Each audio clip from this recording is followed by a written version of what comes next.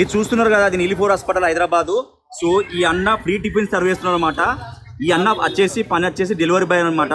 ఇట్లా free tiffin పెట్టినందుకు ఖర్చు వచ్చేసి 2,000 వస్తుందంట. మెనూ వచ్చేసి ఇడ్లీ అండి ప్లస్ బోండా అనమాట. యాక్చువల్గా ఈ అన్న ఏమన్నా ఫండ్స్ కావాలంటే మీ కాంటాక్ట్ డీటెయిల్స్ ఇవ్వని. అన్న ఏమన్నా ఎటువంటి ఫండ్స్ వద్దు, నా ఓన్ గా పెట్టుకుంటున్నాడు. ఒక డెలివరీ బాయ్ గా వచ్చేది జీతం తక్కువ, మళ్ళీ ఫండ్స్ కూడా వద్దన్నాడు. అతను ఓన్ కస్టమర్ అందరు సర్వ్ చేస్తున్నాడు ఫుడ్. హైదరాబాద్ డైరెక్ట్ ఛానల్ నుంచి ఇతను నేను సెల్యూట్ చేస్తున్నాను. నిజంగా గ్రేట్. ఇంకా కడుపు సల్లంగా ఉండాలి, ఇంకా ఫైనాన్షియల్గా బాగా ఎదగాలి. ఇటువంటి వాళ్ళు బాగా ఎదుగుతానే ఇలాంటి పేదోళ్ళ కడుపు నిండుతుంది.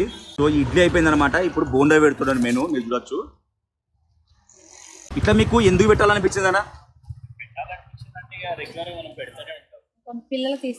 సో పిల్లలు తీసుకెళ్తా అంటే కూడా అన్న ఇంకొకటి ఎక్కువనే ఇస్తున్నారు.